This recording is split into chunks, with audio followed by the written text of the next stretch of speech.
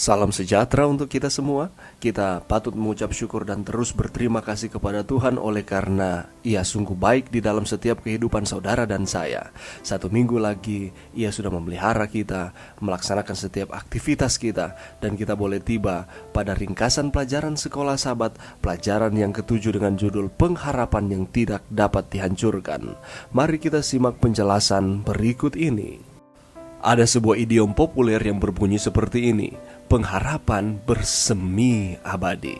Ini dapat memberikan pengertian kepada kita bahwa pengharapan sangat penting bagi saudara dan saya untuk menghadapi masalah dan penderitaan dengan kekuatan dan motivasi.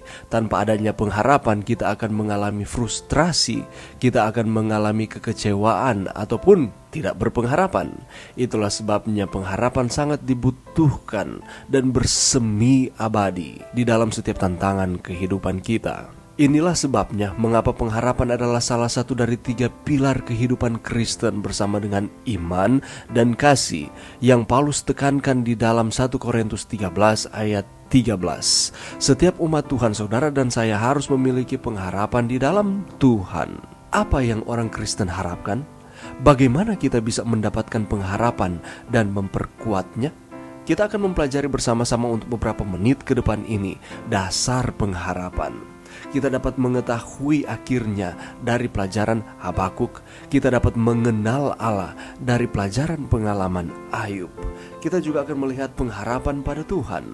Ada kehadirannya, ada rencananya, dan pada akhirnya ada pengharapan dan cawan lebur. Apa kaitannya antara pengharapan dan cawan lebur? Kita akan melihat mengenai disiplin di dalam Ibrani 12 ayat 1-13. Habakuk pasal 2 ayatnya yang ketiga mengatakan, sebab penglihatan itu masih menanti saatnya, tetapi ia bersegera menuju kesudahannya dengan tidak menipu. Apabila berlambat-lambat, nantikanlah itu, sebab itu sungguh-sungguh akan datang dan tidak akan bertangguh. Kalau kita melihat cerita pengalaman dari Habakuk dihubungkan dengan pengalaman dari kerajaan Yehuda, kitab Habakuk dimulai dengan keluhan yang terdengar sekarang ini. Ada kekerasan, amoralitas, kehancuran, perselisihan, ketidakadilan. Tetapi semua peristiwa-peristiwa yang sungguh menyakitkan ini, yang menjadi pertanyaannya adalah, di manakah Tuhan? Karena Tuhan tidak melakukan apa-apa walaupun kejahatan-kejahatan telah dan sementara terjadi di dalam kehidupan kerajaan Yehuda. Tanggapan Tuhan cukup mengkhawatirkan. Semuanya semakin buruk, tetapi di mana solusinya? Bukankah itu jawaban yang dapat kita dengar hari ini juga? Bukan lebih hari lebih baik, tetapi lebih hari lebih buruk. Sejak setan memberontak, alam semesta sedang berperang dan terus-menerus menjadi lebih buruk. Namun, Tuhan telah berjanji bahwa Babel dan kejahatan akhirnya akan dihancurkan dan umat Tuhan akan dibebaskan. Walaupun kerajaan Yehuda, mereka melakukan kejahatan di mata Tuhan, tetapi Allah menginginkan supaya bangsa pilihannya ini berbalik kepada Tuhan. Allah mengizinkan ada penderitaan, Allah mengizinkan ada penawanan, ada kehancuran dan lain sebagainya terjadi di dalam kerajaan tersebut. Tetapi tujuannya adalah supaya mereka kembali bergantung sepenuhnya kepada Tuhan. Allah akan membebaskan mereka. Sebagaimana dengan bangsa Yehuda, demikian pula dengan kita. Yesus akan mengakhiri kejahatan, dan inilah pengharapan kita yang penuh bahagia. Itulah sebabnya ketika kita melakukan akan kesalahan, mari kita datang kepada Tuhan, izinkan Tuhan mengampuni kita, dan mari kita kembali setia kepada Tuhan. Karena kita harus mengingat, walaupun kita ada di dalam tantangan kehidupan, penderitaan silih berganti, tetapi ketika kita ada di dalam Tuhan, maka ada pengharapan. Dan kita tahu bersama akhir dari pengharapan kita tidak mengecewakan. Pengharapan kita yang penuh bahagia, di mana Yesus akan mengakhiri kejahatan dan kita akan hidup selama-lamanya. Ayub 42 ayat 3 mengatakan, itulah sebabnya tanpa pengertian aku telah bercerita tentang hal-hal yang sangat ajaib bagiku dan yang tidak ku ketahui. Kita mengulangi kembali cerita tentang Ayub. Pada awal kitab Ayub, Tuhan tidak muncul di tempat setelah masalah dimulai, di mana ketika Allah mengizinkan Ayub dicobai. Dia tidak mengatakan apa-apa ketika teman-teman Ayub berbicara tentang dia. Dia tidak mengatakan apa-apa ketika Ayub meminta diperiksa. Tuhan memilih untuk menunjukkan dirinya hanya setelah semua orang memberikan pendapat mereka tentang dia.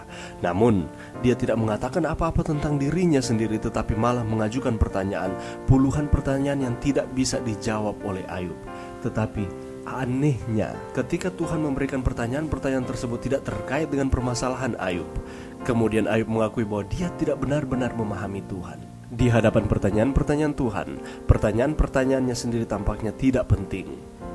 Tetapi anehnya, dia puas dengan jawaban Tuhan, dan dia mengenal Tuhan lebih baik lagi. Harapan manusia dapat menemukan keamanan hanya dalam wujud yang jauh lebih besar dari diri kita sendiri. Apakah kita mengenal Tuhan ketika kita diizinkan Tuhan untuk mengalami tantangan di dalam kehidupan kita, sehingga kita tidak akan menyalahkan Tuhan atas setiap penderitaan-penderitaan yang datang di dalam kehidupan kita, tetapi kita akan belajar bergantung sepenuhnya kepada Tuhan. Yesaya 41 ayat 13 mengatakan, "Sebab aku ini Tuhan Allahmu, memegang tangan kananmu dan berkata kepadamu, janganlah takut, akulah yang menolong engkau." Kita tahu bersama cerita pengalaman bangsa Israel, bagaimana grafik kesetiaan mereka kepada Tuhan. Dan pada saat ini Yesaya menubuatkan bahwa bangsa Israel ini akan dibuang di Babilonia.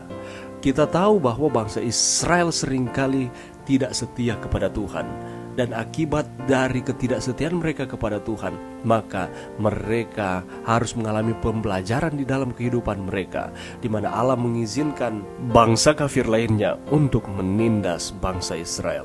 Bangsa Israel merasa ditinggalkan oleh Tuhan pada saat-saat itu, tetapi kita tahu bersama bahwa Allah tidak meninggalkan akan umat-umatnya. Ketika kita menghadapi kesulitan, kita juga mungkin merasa ditinggalkan oleh Tuhan, sama seperti dengan bangsa Israel ini. Namun, Dia selalu ada di sisi kita. Dia tidak pernah meninggalkan kita. Seringkali kitalah yang berubah dan meninggalkan Tuhan. Yesaya 41 ayat 8 mengatakan, Tuhan telah memilihku. Yesaya 41 ayat 9 mengatakan, Dia membebaskan saya dari dosa dan tidak menolak saya. Yesaya 41 ayat 10, Dia bersamaku, Dia membantuku dan menopangku. Yesaya 41 ayat 11 dan 12, Dia membebaskanku dari musuhku.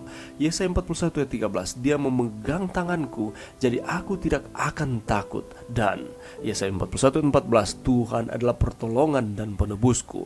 Dalam konteks Yesaya pasal 41, Allah tetap setia dengan janji-janjinya kepada kita. Dia tidak pernah meninggalkan kita, sebagaimana juga dengan bangsa Israel. Apakah kita akan terus setia kepada Tuhan lewat janji-janji yang Allah berikan kepada kita di tengah-tengah penderitaan, atau justru sebaliknya, kita akan terus menolak Tuhan di dalam kehidupan kita? Yeremia 29 ayat 11 mengatakan, "Sebab aku ini mengetahui rancangan-rancangan apa yang ada padaku mengenai kamu.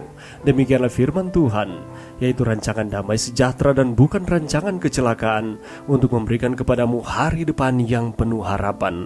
Ini merupakan ayat pengharapan yang diberikan Allah kepada bangsa Yehuda ataupun kepada kita pada saat ini.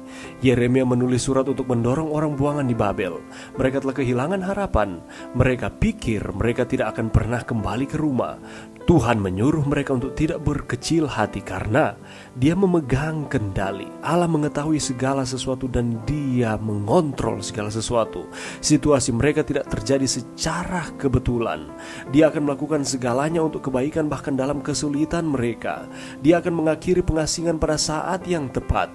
Dan sebagaimana bangsa Yehuda, demikian pula dengan kita. Pengharapan kita harus pada Tuhan. Kita harus letakkan hanya kepada Tuhan.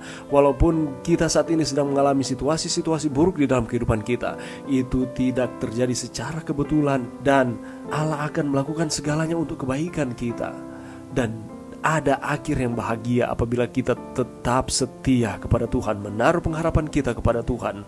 Dia mengendalikan masa lalu kita, masa kini, dan masa depan kita. Karena Yeremia 29 ayat 12 dan 13 mengatakan, "Dan apabila kamu berseru dan datang untuk berdoa kepadaku, maka aku akan mendengarkan kamu.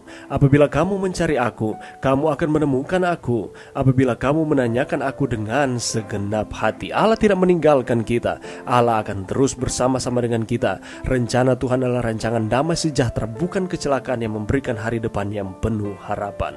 Kalau kita membaca di dalam Ibrani 12 ayat 11, di sana mengatakan seperti ini, "Memang tiap-tiap ganjaran pada waktu ia diberikan tidak mendatangkan sukacita, tetapi duka cita. Tetapi kemudian ia menghasilkan buah kebenaran yang memberikan damai kepada mereka yang dilatih olehnya." Dalam bahasa Yunani, kata disiplin erat hubungannya dengan kata belajar. Tuhan mengajar kita melalui disiplin. Tuhan memberikan pelajaran-pelajaran yang berharga di dalam kehidupan kita melalui disiplin. Rasul Paulus juga membagikan kunci untuk mengubah disiplin menjadi pengharapan. Dilihat dari para pahlawan iman.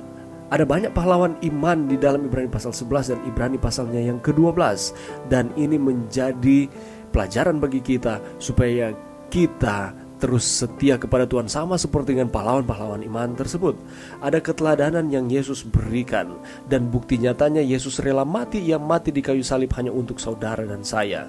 Selanjutnya, Tuhan mengasihi kita karena kita adalah anak-anaknya. Semua orang tua menginginkan yang terbaik untuk anak-anaknya. Itulah sebabnya para orang tua akan melakukan segala cara supaya anak-anaknya itu berhasil. Dan disiplin adalah bagian dari metode yang dilakukan oleh para orang tua supaya anak-anak mereka berhasil, bukan hanya di dunia ini, bahkan dalam kerajaan sorga. Demikian pula dengan kita. Allah mengajarkan kita, mendisiplin kita supaya kita berhasil baik di dunia ini, bahkan dalam kerajaan sorga. Kita akan mengambil bagian dalam kekudusannya karena Allah adalah kudus, dan disiplin menghasilkan buah damai. Kita akan berdamai satu dengan yang lain. Kita akan mencintai kedamaian, bukan kekacauan. Dan pada akhirnya Dia akan meneguhkan dan menuntun kita baik berhasil di dunia ini maupun dalam kerajaan sorga. Baik kita menghadapi tantangan kehidupan, penderitaan-penderitaan yang datang silih berganti, dengan kita terus beriman kepada Tuhan sampai kita mendapatkan kemenangan di dalam Tuhan.